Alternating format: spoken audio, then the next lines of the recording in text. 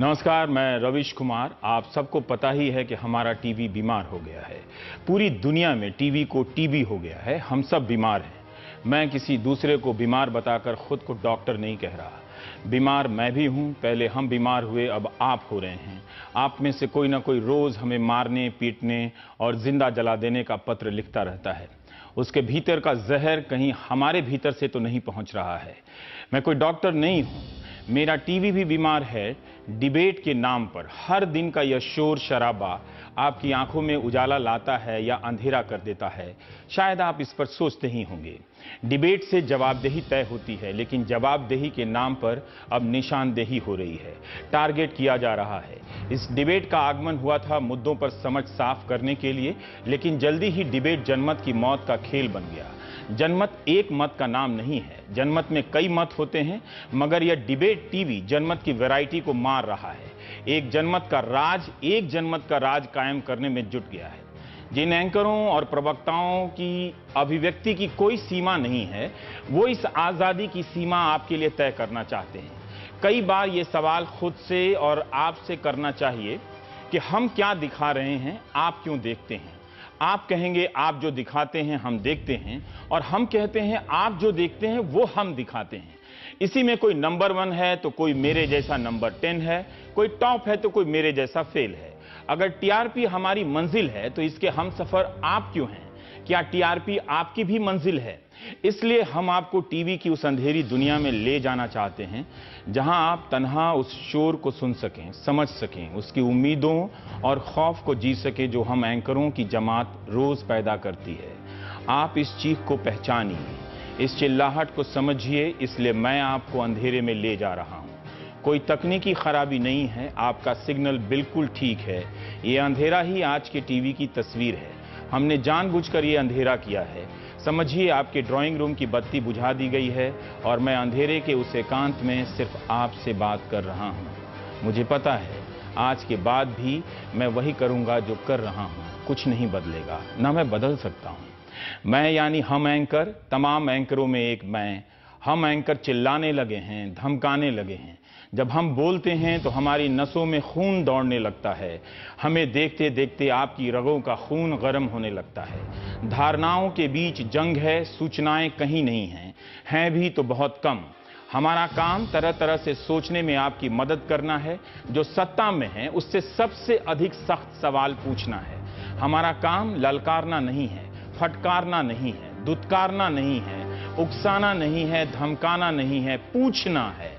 अंत तक पूछना है। इस प्रक्रिया में हम कई बार गलतियां कर जाते हैं, आप माफ भी कर देते हैं। लेकिन कई बार ऐसा लगता है कि हम गलतियां नहीं कर रहे हैं, जानबूझकर ऐसा कर रहे हैं। इसलिए हम आपको इस अंधेरी दुनिया में ले आए हैं। आप हमारी आवाज को सुनिए, हमारे पूछने के तरीकों में फर्क कीजिए। परेशान और हताश कौन नहीं है? सबके भीतर की हताशा को हम हवा देने लगें तो आपके भीतर भी गर्म आंधी चलने लगेगी, जो एक दिन आपको भी जला देगी। जेएनयू की घटना को जिस तरह से टीवी चैनलों में कवर किया गया है, उसे आप अपने अपने दल की पसंद के हिसाब से मत देखिएगा। उसे आप समाज और संतुलित समझ की प्रक्रिया के हिसाब से देखिए। क्या आप घर में इसी तरह से चिल्लाकर अपनी पत्नी से बात करते हैं, अपने दोस्त से बात करते हैं? क्या आपके पिता इसी तरह से आपकी मां पर चीखते हैं? क्या आपने अपनी बहनों पर इसी तरह से चीखा है? ऐसा क्यों है कि एंकरों का चीखना बिल्कुल ऐसा ही लगता है? प्रवक्ता भी एंकरों की तरह धमका रहे हैं। सवाल कहीं और छूट जाता है, जवाब की परवाह किसी को नहीं होती। मारो मारो, पकड़ो पकड़ो की आवाज आने लगती है। 1-2 बार मैं भी गुस्साया हूं, चीखा हूं और चिल्लाया हूं। रात भर नींद नहीं आई, तनाव से आंखें तनी रहीं। अक्सर सोचता हूं कि हमारी बिरादरी के लोग कैसे चीख लेते हैं, चिल्ला लेते हैं। अगर चीखने चिल्लाने से जवाबदेही तय होती तो रोज प्रधानमंत्री को चीखना चाहिए, रोज सेनाध्यक्ष को टीवी पर आकर चीखना चाहिए, हर किसी को हर किसी पर चीखना चाहिए। क्या टीवी को हम इतनी छूट देंगे कि वो हमें बताने की जगह धमकाने लगे? हम में से कुछ को छांट कर भीड़ बनाने लगे और इस भीड़ को ललकारने लगे कि जाओ उसे खींच कर लाओ और मार दो, वो गद्दार है, देशद्रोही है। एंकर क्या है? जो भीड़ को उकसाता हो, भीड़ बनाता हो, वो क्या है? पूरी दुनिया में चीखने वाले एंकरों की पूछ बढ़ती जा रही है। आपको लगता है कि आपके बदले चीख कर वो ठीक कर रहा है, दरअसल वो ठीक नहीं कर रहा है।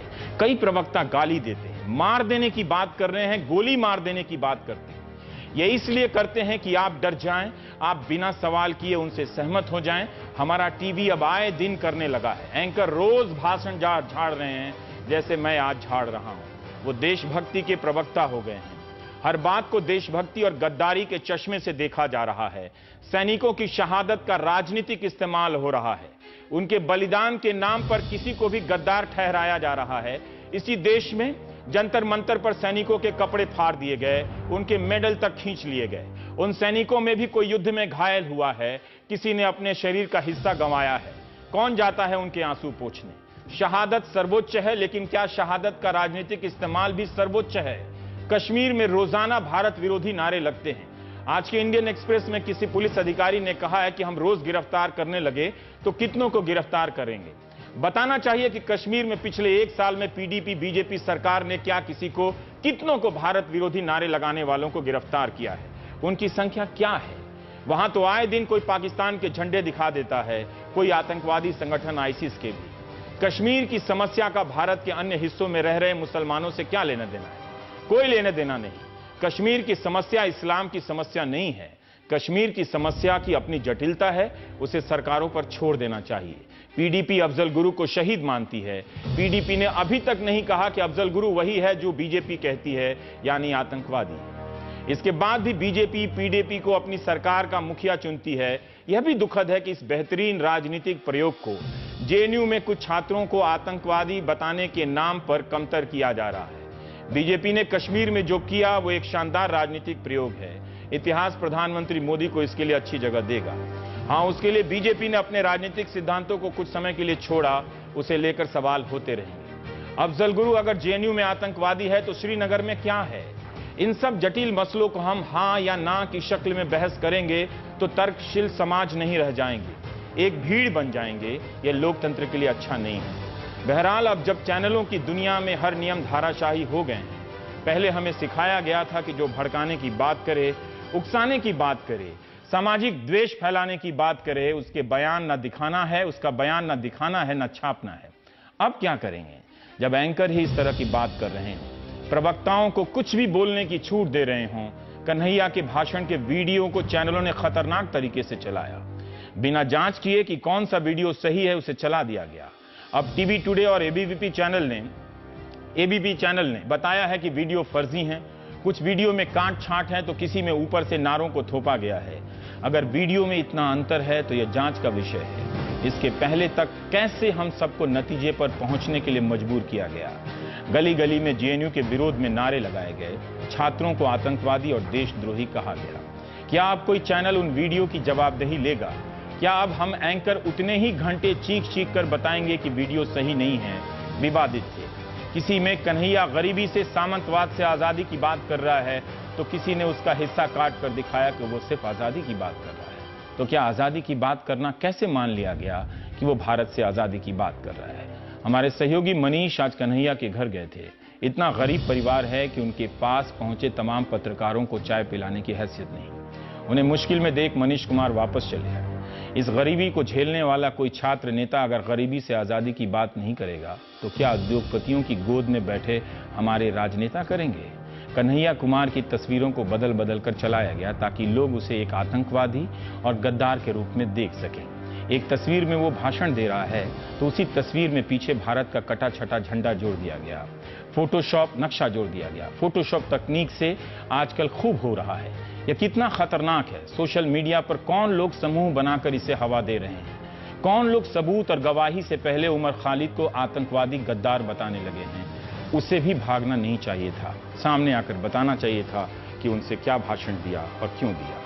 कन्हैया और खालिद में यही अंतर है, पर शायद जिस तरह से भीड़ कन्हैया के प्रति उदार है, खालिद को यह छूट नहीं मिलती है।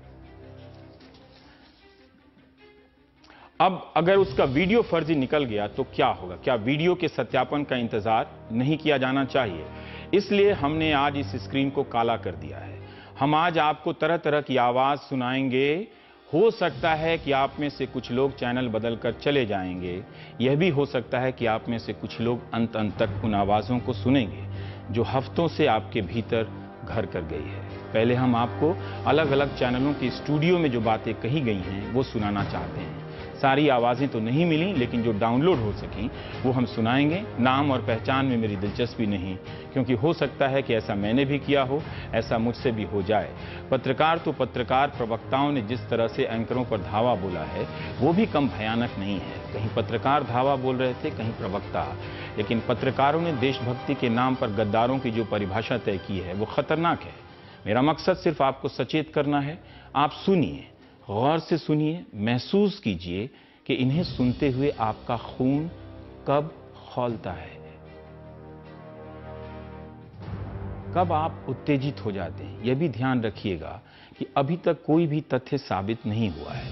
जैसा कि 2 चैनलों ने बताया कि वीडियो के कई संस्करण हैं, इसलिए इसके आधार पर तुरंत कोई निष्कर्ष पर नहीं पहुंचा जा सकता। आपके स्क्रीन पर यह अंधेरा पत्रकारिता का पश्चाताप है, जिसमें हम सब शामिल हैं। हम फिर से बता दें कि आप मुझे देख नहीं पा रहे हैं, कोई तकनीकी खराबी नहीं है। यह आवाज़ आपके जहन तक पहुंचाने की कोशिश भर है कि हम सुन सकें कि हम क्या बोलते हैं, कैसे बोलते हैं और बोलने से आपके भीतर क्या होता है। आपको लगता है कश्मीर गुलाम है?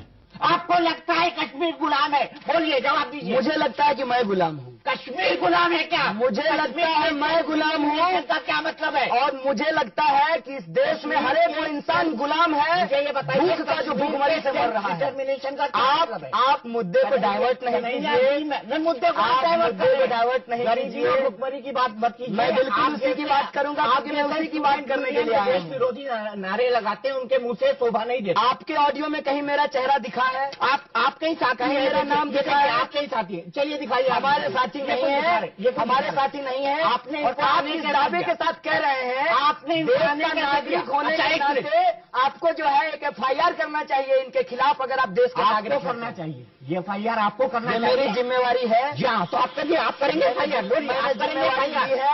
अगर ये सच है और जो पहली नजर में सच दिख रहा है, तो क्या आप उमर खालिद की जगह इन बयानों के लिए खेद व्यक्त करना चाहेंगे, माफी मांगना चाहेंगे? इलियास साहब, उमर खालिद तो नहीं आ रहा है सामने। देखिए,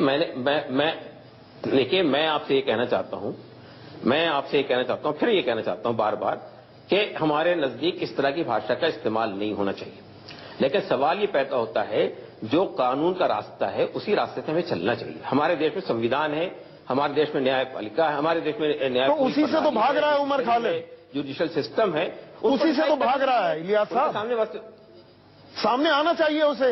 उससे नहीं भाग रहा है उमर खालिद। और किससे भाग रहा है? जेएनयू कोई ऐसा टापू नहीं है जिसमें कहीं घटना हो जाए और जेएनयू टीए को सबको पता न चले और जेएनयू एसयू को न पता चले। उसी के छत्र छाया में सब कुछ पलता और वहां पर चलता है। ममता, यूनिवर्सिटी और खासतौर से जेएनयू। एक मिनट, मेरी बात पूरी कर लेने दीजिए।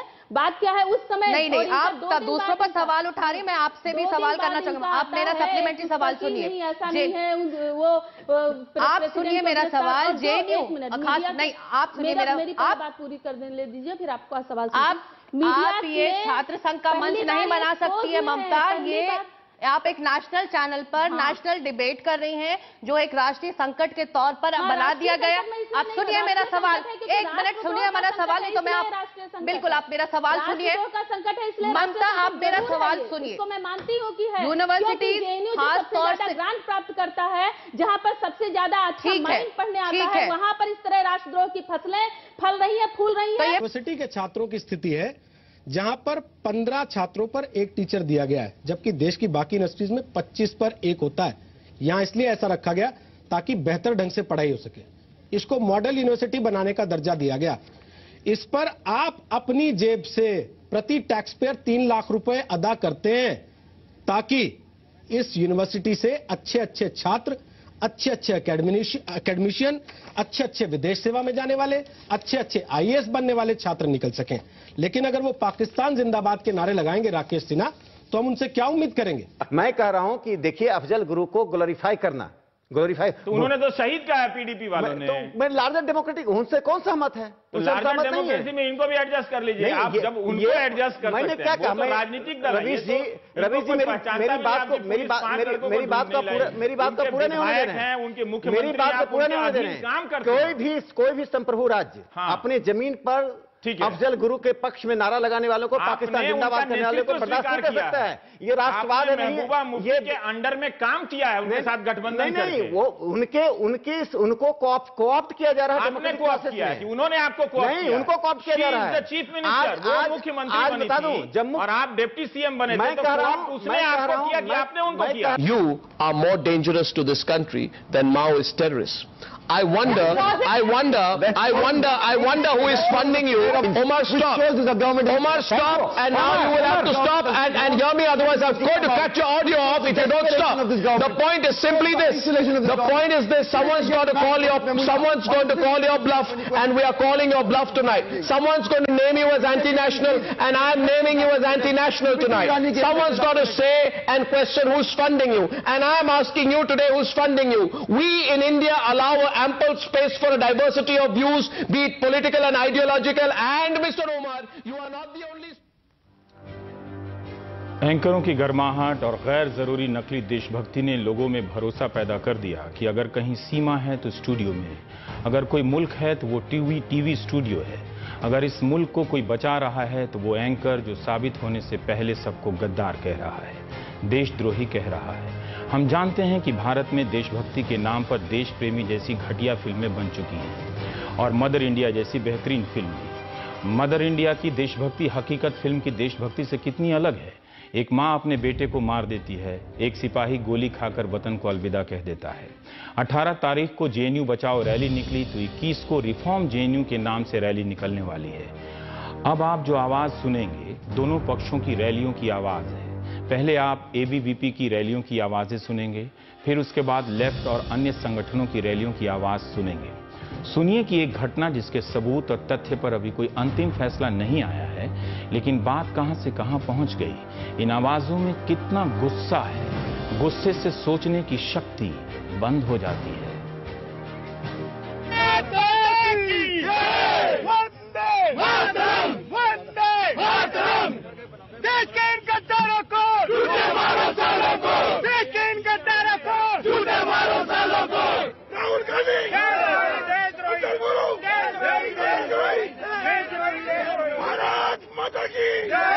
जितने अब जलाएंगे उतने मर जाएंगे।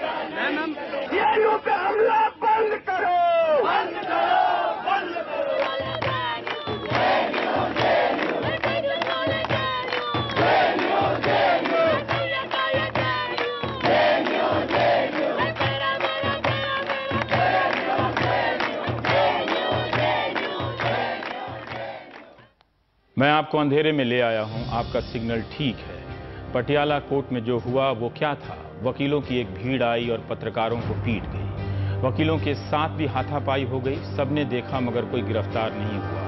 उल्टा जिस वकील पर मारपीट का आरोप लगा उनका स्वागत होने लगा। पटियाला कोर्ट में भय का माहौल बना। अब वकील भी रैली कर रहे हैं। उनकी रैली में भी अच्छी खासी संख्या है।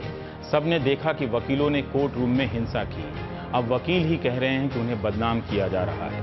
पंजाब हरियाणा हाईकोर्ट बार संघ के वकीलों ने कुछ वकीलों की हिंसा की निंदा की है, तो दिल्ली के ज्यादातर बड़े वकील इस मामले में चुप हैं। आप प्रदर्शनकारी वकीलों की बात सुन ही चुके हैं। उनकी रैली की आवाज सुनिए उनका कोई कुछ नहीं कर सकता, लेकिन कोई ये तो बता ही सकता है कि आप भीड़ बनकर किसी को अदालत तक आने से नहीं रोक सकते।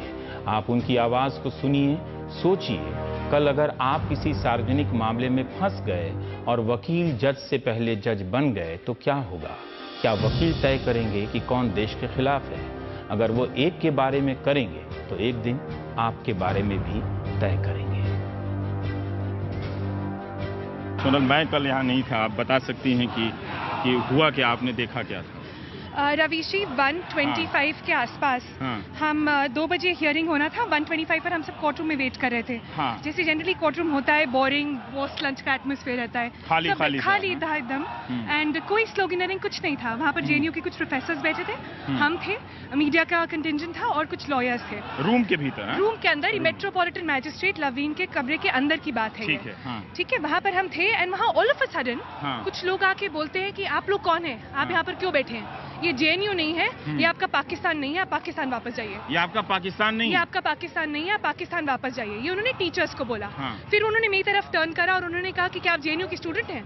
तो आई वाज लाइक, ये इतना अग्रेसिव क्यों हो रहे हैं? तो कहते हैं देखिए, आपको मार मार के पाकिस्तान वापस भेजेंगे और उससे पहले हम ये करें, आप ये कोर्ट रूम छोड़ के जाइए। वो इतना अग्रेसिव हो गया एकदम से एटमॉस्फेयर कि पुलिस वाले तुरंत आए।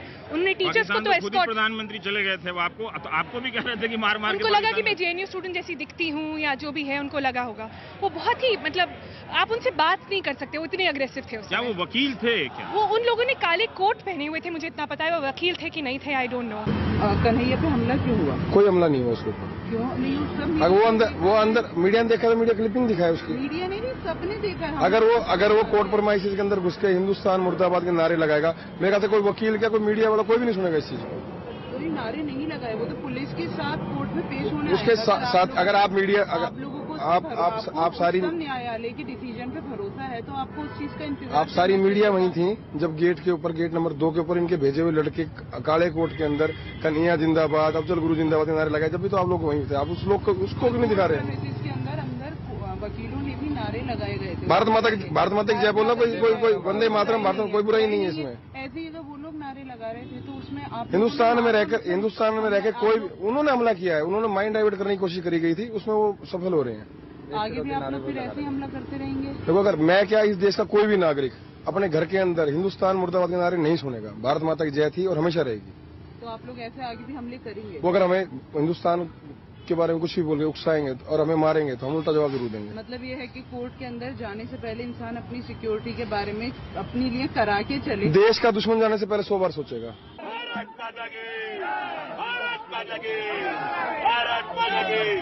पाकिस्तान, पाकिस्तान, पाकिस्तान, पाकिस्तान, पाकिस्तान, पाकिस्तान, पाकिस्तान, पाकिस्तान के तारों को गोली मारो, सालों को।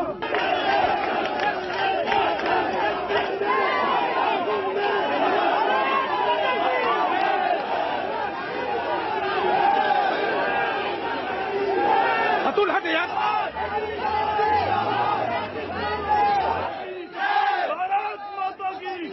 देश के गद्दार का हमेशा बहिष्कार लॉयर फैमिली करती रहेगी, लेकिन अगर देश तोड़ने की कोई भी बात करेगा किसी भी तरीके से, तो उसे किसी प्रकार से हम कम से कम ये लॉयर्स बिरादरी बख्शने वाली नहीं है। जो लोग ये कहते हैं कि भारत के टुकड़े टुकड़े कर देंगे, हम उनको ये चेतावनी देना चाहते हैं कि भारत के टुकड़े आप बाद में करोगे, हम उन लोगों के टुकड़े कर देंगे। क्या कोई विधायक कह सकता है कि उसके हाथ में बंदूक होती तो गोली भी मार देता? कोई सबूत नहीं कि किसी ने कोर्ट के बाहर पाकिस्तान जिंदाबाद के नारे लगाए या नहीं, लेकिन घेर कर लोगों ने मारना शुरू कर दिया।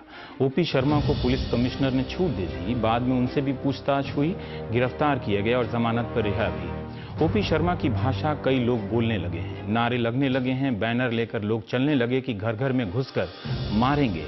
लोगों को पाकिस्तानी कहा जाने लगा कि देश में रहना या ना रहना इनकी मर्जी से तय होगा। देशभक्ति वही होगी जो ये तय कर देंगे। क्या अब से हमने तय कर लिया है कि कुछ खास मामलों में फैसला अदालत से पहले भीड़ कर लेगी? नेताओं की इस भाषा को मान्यता मिली तो हम कहां जाएंगे? इसलिए हम चाहते हैं कि आप इन आवाजों को सुने, आंख बंद कर अपने ड्राइंग रूम में सुने। तभी हमने स्क्रीन से तस्वीरें हटा दी हैं और इसे काला छोड़ दिया है। ओम प्रकाश शर्मा के साथ साथ बीजेपी के एक और विधायक कैलाश चौधरी ने भी गोली मार देने का बयान दिया है। क्या हम पब्लिक स्पेस में इस तरह के ऐलान को स्वीकार करने लगे हैं? क्या आप गोली मार देने की बात से सहमत हैं? कल अगर कोई नेता आपको गोली मार देने की बात करेगा तो आप किसके पास जाएंगे?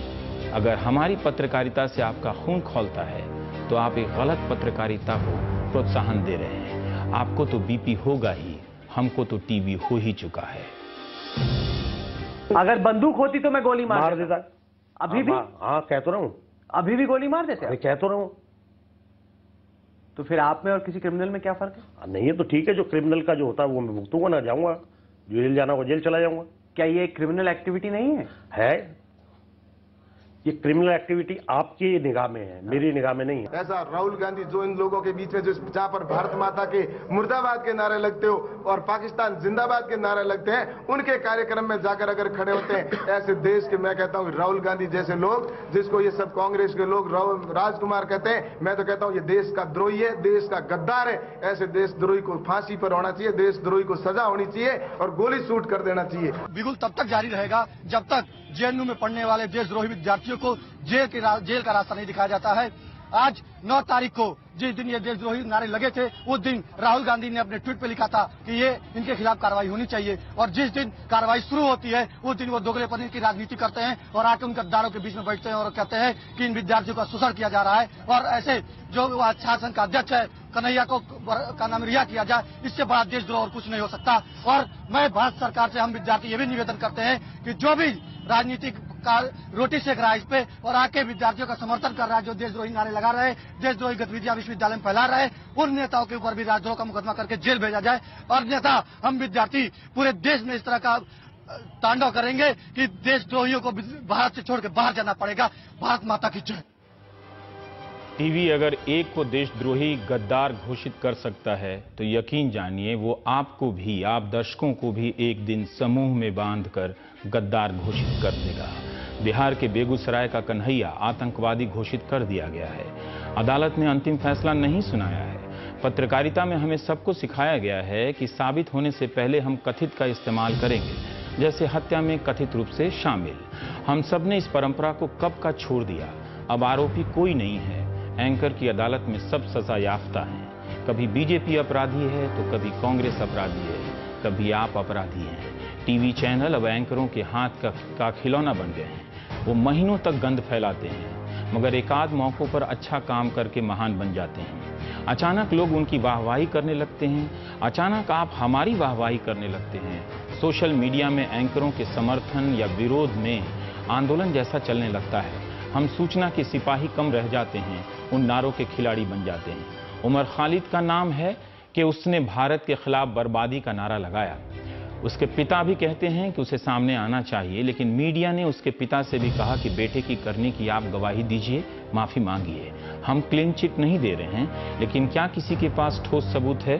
उस सबूत की जांच कहां होगी? टीवी स्टूडियो में या अदालत में? या अदालतें और जांच एजेंसियां भी तुरंत का तुरंत काम करने के लिए मजबूर होंगी? आप उमर खालिद को लेकर उनके पिता, जानने वालों की आवाज को सुनिए और उनकी भी, जो उमर को आतंकवादी घोषित कर चुके हैं। विराट कोहली का फैन जिसने भारत माता का झंडा अपने घर में फहराया, 10 साल के लिए उसको बिना ट्रायल अंदर कर दिया। और इन लोगों को जो ये कहते हैं कि भारत के टुकड़े कर देंगे, ये सीधा सीधा देशद्रोह का मामला बनता है। इनके खिलाफ देशद्रोह का मामला डालकर इनको सीधा जेल में डालना चाहिए और देश के लिए हमारी जान भी हाजिर है। वहाँ जो नारे लगाए गए हैं वो बहुत सारे ऑब्जेक्शनेबल नारे लगाए गए हैं, मैं उनसे सहमत नहीं हूँ। लेकिन ये फैसला होना चाहिए कि वो नारे किसने लगाए हैं। देखिए, हर तरह के लोग उसमें शामिल हो गए थे। वो प्रोग्राम था, ओपन प्रोग्राम था, उसमें कश्मीर के स्टूडेंट भी थे, उसमें एबीपी के लोग भी शामिल हो गए थे जिन्होंने पाकिस्तान की हिमायत में नारे लगाए, पाकिस्तान जिंदाबाद के नारे लगाए। तो और बहुत सारे वीडियो जो है वो टेम्पर्ड शक्ल में सामने आ रहे हैं। तो अगर किसी ने ऑब्जेक्शनेबल नारे लगाए हैं, देश विरोधी नारे लगाए हैं, तो इसका फैसला अदालत में होना चाहिए। लेकिन सर, ये जो वीडियो आया है उसमें उमर खालिद जो है वो ये कहते हुए दिख रहे हैं कि हर घर से अफजल निकलेगा।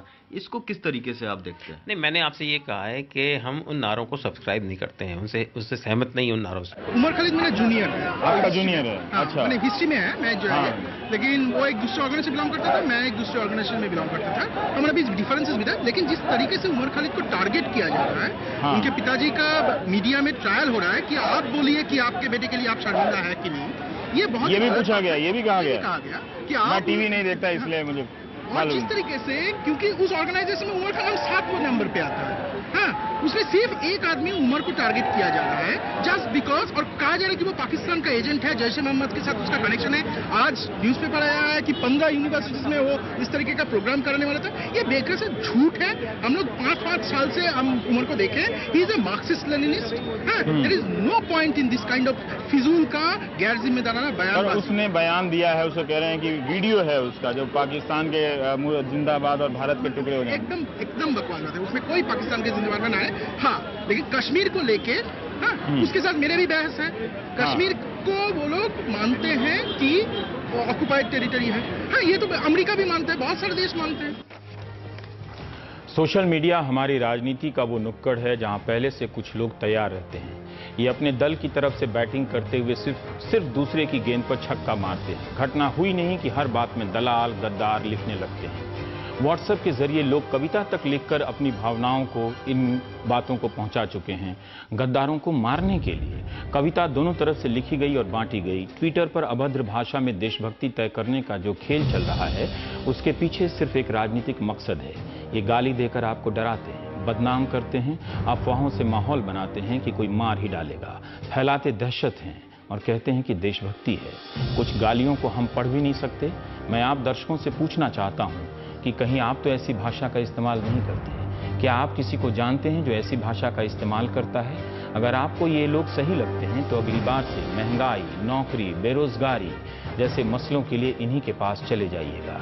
आज पूरे दिन का आकलन करके मैं ये जो वकील हैं विक्रम सिंह चौहान का बयान है कि आज पूरे दिन का आकलन करके मैं बड़ी उलझन में हूँ। मुझे देश का सबसे बड़ा गुंडा बना दिया गया है और भारत माता के द्रोहियों को हीरो का दर्जा दिया गया है। कोर्ट में वामपंथियों के गुंडों का उत्पात का जवाब देना अगर गुंडई है, अगर भारत माता का जय बोलना गुंडई है, अगर देश विरोधियों को जवाब देना गुंडई है, तो मैं अपने आप को गुंडा मानता हूं। मुझको इन सब के भौंकने की परवाह नहीं। उनके उपद्रव को रोकने में अगर ये तमगे मिल भी गए तो कोई परवाह नहीं। वाह रे देशभक्ति वाह। बाकियों लोगों ने, कई लोगों ने, बरखा दत्त, राजदीप सरदेसाई, सिद्धार्थ वरदराजन, स्वरा भास्कर, इन लोगों को जो गालियां दी गई हैं हम आपको पढ़ नहीं सकते। एक मंत्री का दिया हुआ ये बयान है, प्रेस्टिट्यूट का इस्तेमाल, पता नहीं वो घरों में जाते हैं तो इन शब्दों के साथ कैसे लौटते हैं मुझे नहीं मालूम। बरखा दत्त के बारे में किसी ने लिखा है कि you guys will sleep with Hafiz Mohammad to oppose Modi. मामला इस कोर्ट और घटना का है, इसमें मोदी कहां से आ गए? अव्वल तो मोदी को आना चाहिए था, इतने बड़े मसले पर बोलना चाहिए था। राजदीप सरदेसाई के बारे में लिखा है कि इस घटना से निष्कर्ष निकलता है कि जो जितना बड़ा वामपंथी और सेकुलर है वो उतना ही बड़ा देशद्रोही और गद्दार है। क्या आपने संविधान नहीं पढ़ा कि वहां सेकुलर होना लिखा हुआ है? क्या संवैधानिक होना अब गद्दार होना हो गया है? एक और तरह से लिखता है राजदीप सरदेसाई को कोई धीरज हैं @91 बीजेपी की उनकी मां को गाली दी जाती है। राजदीप की मां बहुत वृद्ध हैं। तू अब तक जिंदा कैसे है इंडियंस का हेटेडनेस लेके। और एक ने लिखा है कि I consider likes of Barkha Dutt, Sagarika Ghosh etcetera more anti national than Hafiz Saeed. अब बताइए, हाफिज सईद से भी ज्यादा, ये तो उन्हीं के खेमे के लोग जाकर हाफिज सईद से बात कराए, इंटरव्यू कराए बाकायदा, और ये कहे जा रहे थे। इस तरह की गालियां सबको दी जा रही हैं। मेरे दर्शक मित्रों, अंधेरा काफी गहरा है। न्यूज चैनलों पर ऐसे अंधेरे दौर कई आए हैं। याद कीजिएगा जब रात होते ही भूत प्रेत चीखने लगते थे। आज के कई पत्रकार तब शमशानों से ही रिपोर्टिंग किया करते थे। फिर दुनिया खत्म करने की भविष्यवाणी के काम में हम लोग लगा दिए गए। फिर गुड़िया जैसा प्रकरण भी हुआ जिसमें हमने हर चैनल में पंचायतें लगाई। आरुषि कांड में तो हम बाकायदा जेम्स बॉन्ड जासूस बन गए। मैंने भी इन सब में कुछ ना कुछ किया ही होगा। बीच में अन्ना आंदोलन से चैनलों ने देशभक्ति का दामन पकड़ा तो वे डिबेट की दुनिया में बदहवास हाँफने लगे। रिपोर्टिंग बंद हो गई है। एंकर ही रिपोर्टर है, एंकर ही संपादक है, एंकर ही अपने आप में चैनल है, एंकर स्टार है। मीडिया का मतलब एक एंकर या 5 एंकर। इस कार्यक्रम का मकसद खुद को साधु, दूसरे को डाकू कहना नहीं है। जो बीमारी कहीं और है वो मुझ में भी है। बात है कि क्या हम इस बीमारी के बारे में आपको सचेत कर सकते हैं कि आपको एक बीमार एंकर रोज आप तक खबरें ला रहा है, खबरों के नाम पर बदहवासी परोस रहा है। एंकर से बड़ा कोई देशभक्त नहीं। वो एंकर सबसे बड़ा देशभक्त है जो दूसरों को गद्दार घोषित करता है। मैं देशभक्त नहीं हूं क्योंकि मैं किसी एंकर को गद्दार घोषित नहीं कर रहा हूं। वैसे मैं भी देशभक्त हूं, लेकिन राजनीतिक दल के हिसाब से मेरी देशभक्ति तय नहीं होगी। एक ब्रेक लेते हैं। आवाज आपके भीतर गूंजती रहनी चाहिए। आप दोषी हैं, दोषी। मुझसे बहस मत कीजिए। आपके नेता के साथ मुझसे झूठ मत बोलो, तुम झूठे हो, झूठे। मैंने आपसे कितनी बार कहा है कि इसका सिर्फ एक ही जवाब है, जान से मार दो इन्हें, मार दीजिए।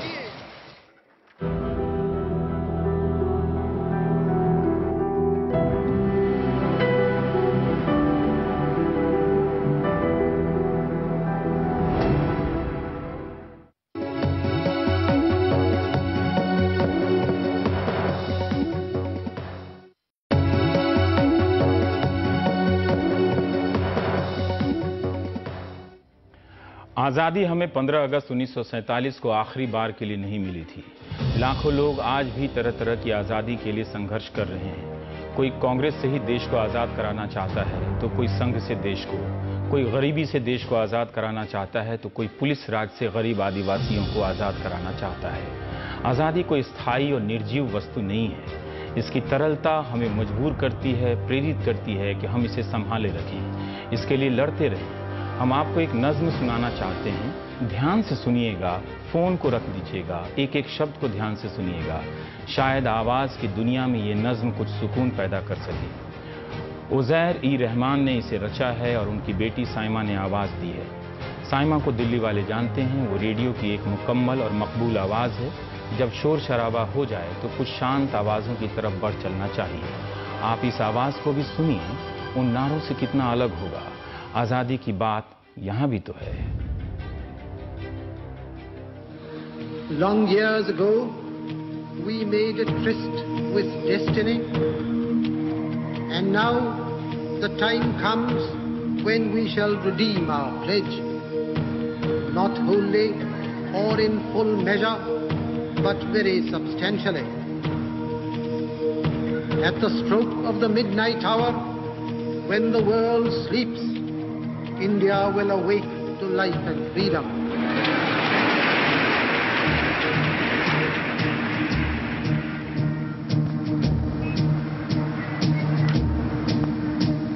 ये सच है, अब आजाद है हम, मिट्टी से सुगंध ये आती है।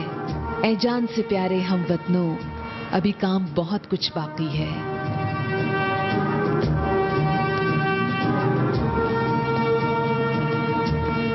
आजादी पहली मंजिल थी, था हौसला सबने साथ दिया। कांटों से भरे इन रस्तों को जख्मी पैरों से पार किया। आगे देखा महबूब नजर, बैठा वो हमारा साकी है। ऐ जान से प्यारे हम वतनों, अभी काम बहुत कुछ बाकी है।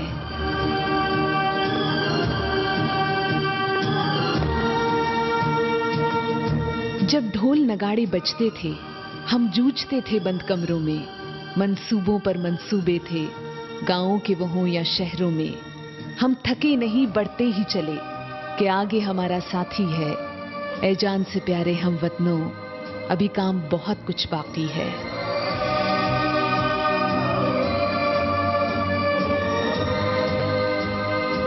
ये देश बना एक गुलदस्ता, बदनाम न होने देंगे इसे।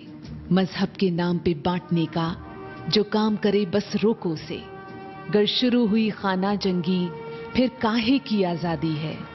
ऐ जान से प्यारे हम वतनों, अभी काम बहुत कुछ बाकी है।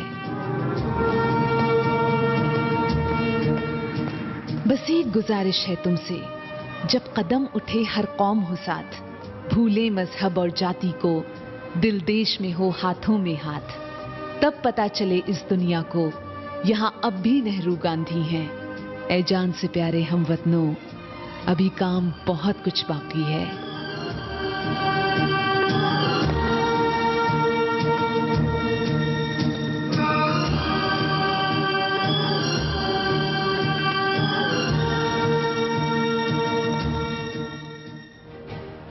मेरे दर्शक मित्रों, टीवी का काम नहीं कर रहा है, वो कुछ और कर रहा है। आप सहमत हो या ना हो, मेरा ये मकसद बिल्कुल नहीं है। मेरे पास जितना उपलब्ध था उसी के दम पर बस इतना बताने की कोशिश की है कि हम अपनी सीमाएं लांघ रहे हैं। एनडीटीवी का ही ये प्रोमो है, अंग्रेजी चैनल के लिए बना था। प्रोमो के लिए नहीं चला रहा क्योंकि ये दिन भर चलता ही रहता है, लेकिन इसमें जो बात है उसे गौर से सुनने की ज़रूरत है। अब हम धीरे धीरे अंधेरे से लौट आ रहे हैं आपके साथ आंख मिलाकर बातें करने के लिए। दूसरों से ज़्यादा खुद हमें भी, दूसरे हमारी बात क्या सुनेंगे, क्या हम दूसरों की सुनते हैं? बिल्कुल नहीं। चलता हूँ, आप सो जाइए। नमस्कार।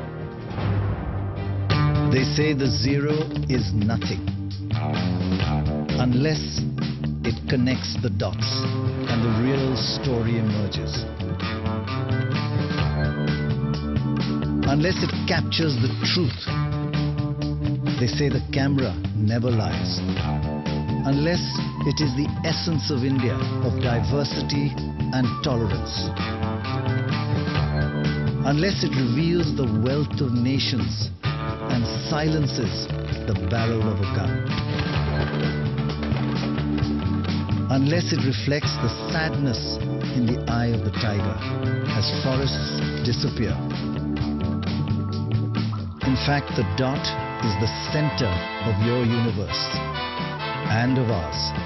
The dot is the essence of NDTV. The essence of just one word: trust.